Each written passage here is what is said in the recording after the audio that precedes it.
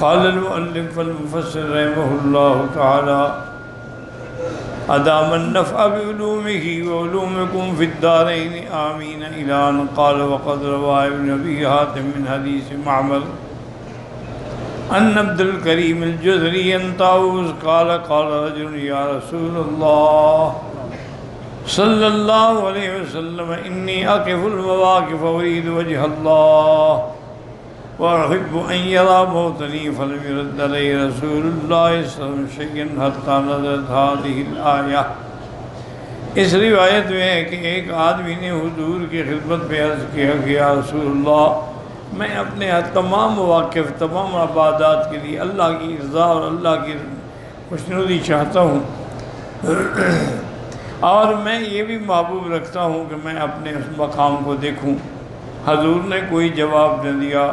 حتیٰ کہ یہ آیت نازل ہوئی ومن کان یرجو لقاء ربہ فلیعمل عملا صالحا، جو اپنے اللہ کو ملنا چاہتے ہیں، اللہ کا لقاء پہ ایمان ہے، اعمال اچھے کریں اور اللہ کی عبادت میں کسی کو شریک نہ کریں۔ وہکذا ارسل مجاہد وغیر واحد وقال الأعمش حدثنا حمزة ابو عمارة مولى بني هاشم عن شعر بن حوشب قال جاء رجل إلى عبادة بن الصامت رضی اللہ تعالیٰ عنہ وقال انبئنی اما اسألک عنہ۔ ایک آدمی آیا حضرت عبادہ بن الصامت کی خدمت میں اور کہا کہ میں آپ سے کچھ پوچھنا چاہتا ہوں۔ ارأیت رجل یصلی یبتغی وجہ اللہ ویحب ان یحمد ویصوم یبتغی وجہ اللہ ویحب ان یحمد ویصدق یبتغی وجہ اللہ ویحب ان یحمد ویحج یبتغی وجہ اللہ ویحب ان یحمد۔ فقال عباد لیس له شیء ان اللہ تعالی یقول انا خیر شریک ومن کان له معی شریک فهو له کلہ لا حاجت لی فیہ۔ اس نے کہا کہ ایک آدمی ہے مثلاً وہ نماز پڑھتا ہے اللہ کی رضا کے لیے، لیکن ساتھ یہ بھی چاہتا ہے کہ لوگ اس کی تعریف کریں۔ وہ روزہ رکھتا ہے اللہ کے لیے لیکن ساتھ یہ بھی کہتا ہے کہ لوگ اس کو اچھا سمجھیں،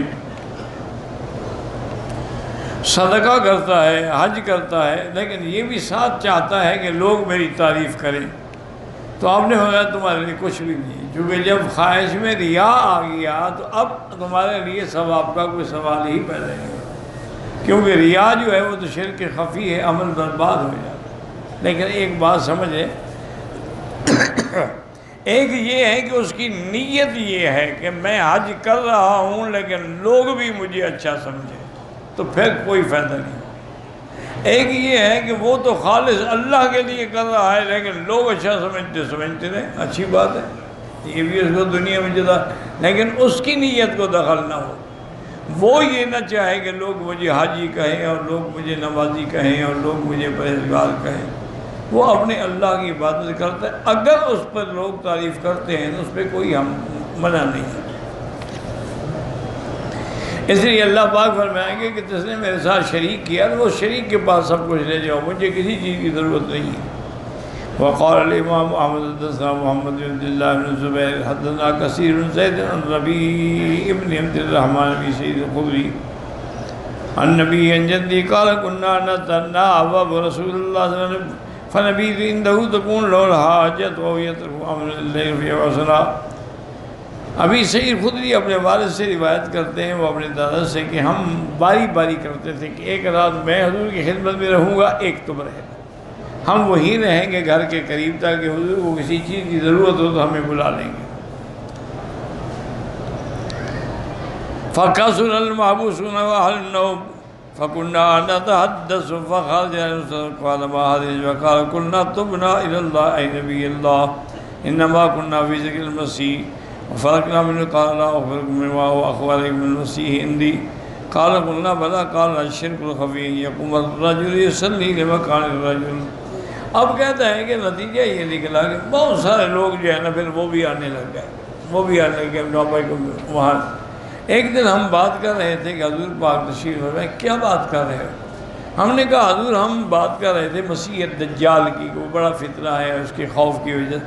اور میں اس سے تمہیں زیادہ خبر دیتا ہوں، اس سے بھی زیادہ بڑا فتنہ یہ ہے کہ آدمی عبادت کرے اور کہے کہ لوگ مجھے اچھا سمجھیں، یعنی جب شرک اور ریا کا مرتکب ہو جائے یہ تو دجال سے بھی بڑا فتنہ ہے۔ وقال امام احمد حدثنا ابو النصر قال حدثنا عبد الحمید یعنی ابن بحرام وقال قال شعب بن شعب قال ابن غنم لما دخلنا مسجد الجامع انا ابو الدرداء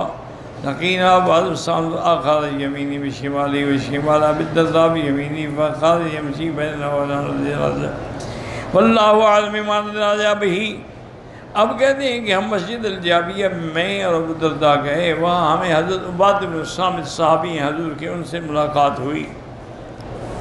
اس نے میرا دائیں پکڑا، اس کا بایاں پکڑا اور چل پڑا، اور مجھے سمجھ نہیں آ رہی تھی کہ کیا سرگوشی کیا ہے۔ فقال انت بكما احدكما او كليكما تشكان انت يا الرجل من ثبج المسلمين، يعني من وسط قراء القرآن لا شان من صفعه وابداه وحل حلاله وحرم حرامه والنظر عند منادي لا يجوز فيك الا كما يجوز راسه مال المیت۔ کہتے ہیں کہ انہوں نے کہا کہ دیکھو جب تمہاری عمر اگر لمبی ہوئی اور تم دونوں زندہ رہے، دیکھو گے کہ بعض لوگ ایسے ہوں گے کہ وہ بالکل اسلام کے درمیان میں ہوں گے اور قرأت قرآن میں ہوں گے، قرآن پڑھنے والے، عبادت کرنے والے، لیکن اللہ کے حلال کو حلال سمجھنے والے، حرام کو حرام سمجھنے والے، اور ہر حکم کو اس کے منظر پہ اتارنے والے۔ لا یجوز فیکم الا کما یجوز راس الحمار المیت، وہ تمہارے لیے ایسے ہوں گے کہ جیسے ایک گدھا کا مردہ کا سر پڑا ہو۔ قال بینما نحن كذلك شداد ان اخوف وما اخاف علیکم، انہوں نے کہا مجھے سب سے زیادہ ڈر جو ہے وہ یہ ہے ایھا الناس لما سمعت من الشہوۃ الخفیۃ الشرک، اصل جو ہے نا یہ سب سے ہلاک کرنے والی چیز وہ شرک خفی ہے۔ فقال بعض الصحابہ اللهم غفرا علم یکن رسول اللہ کا صلی اللہ علیہ وسلم اما الشہوۃ الخفیہ ہے شہوات دنیا میں نساء و شہواتہا، انہوں نے کہا کہ اللہ پاک مغفرت حضور نے فرمایا تھا کہ آج کے بعد پھر شیطان جو ہے مایوس ہو گیا کہ جزیرۃ العرب کے اندر شرک ہو۔ شہوت الخفیہ جو ہے اس کا تو ہمیں پتہ لگ گیا کہ دنیا کی خواہش، عورتوں کی خواہش، اس کی شہوت، لیکن یہ شرک کیا ہے؟ فقال ارأيتكم لو يصلي رجل او يصوم لرجل او يتصدق وقد اشرك قالوا نعم والله ان من صلى الله وسلم وقد اشرك، اگر کوئی کسی کو دکھانے کے لیے روزہ رکھے نماز پڑھے یہ شرک ہے۔ فقال انی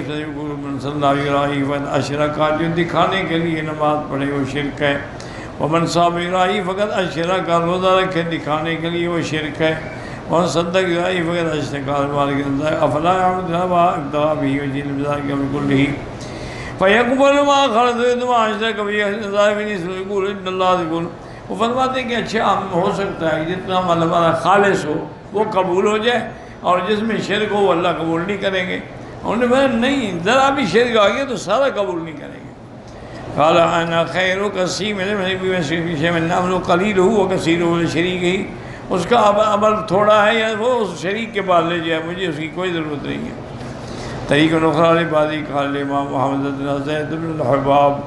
قال حدثني عبد الواحد قال عباد بن نصیر شداد بن اوس رضی اللہ عنہ بکا، رونے لگ گئے۔ فقیل له ما يبكيك قال شيء سمعته من رسول اللہ وابکانی، میں نے حضور پاک سے ایک بات سنی تھی مجھے یاد آ گئی تو رونا آیا۔ سمجھ گولا خوف امتی شرک و شہوت الخفیہ، مجھے اپنی امت پہ خوف ہے کہ ایک شہوت خفیہ سے اور ایک شرک سے۔ قلت یا رسول اللہ تشرکوا امتک من بعد قال نعم، انہوں نے کہا حضور آپ کے بعد بھی لوگ شرک کریں گے؟ اور میں ہاں۔ اما انہم لا یعبدون شمسا ولا قمرا ولا حجرا ولا وثنا، وہ کسی پتھر کی پوجا نہیں کریں گے لیکن اپنے اعمال میں ریا کریں گے۔ یراؤون بأعمالهم والشهوة الخفیہ ان یصبح احدهم صائما وشهوة من شهواته، اور شہوت الخفیہ یہ ہے کہ آدمی یصبح احدهم صائما، روزہ رکھا ہوا تھا لیکن شہوت خواہش پیدا ہوئی تو روزہ چھوڑ دیا، یہ شہوت خفیہ ہے۔ ورواه ابن ماجہ من حدیث من رزقان بعد النسین بواد فی ظفر فی سماعه من شداد النظر۔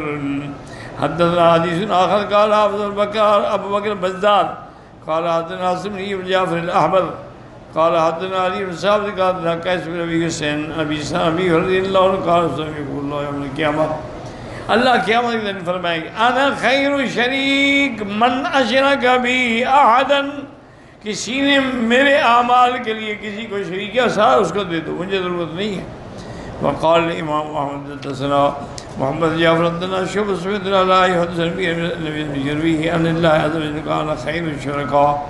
فمن عمل عملا اشرک فی غیری فانا بریء منہ الذی اشرک، تو اگر اس نے میرے ساتھ کسی کو شریک کیا تو وہ عمل اسی کو لے جاؤ، مجھے اس کی کوئی ضرورت نہیں ہے۔ واللہ اعلم۔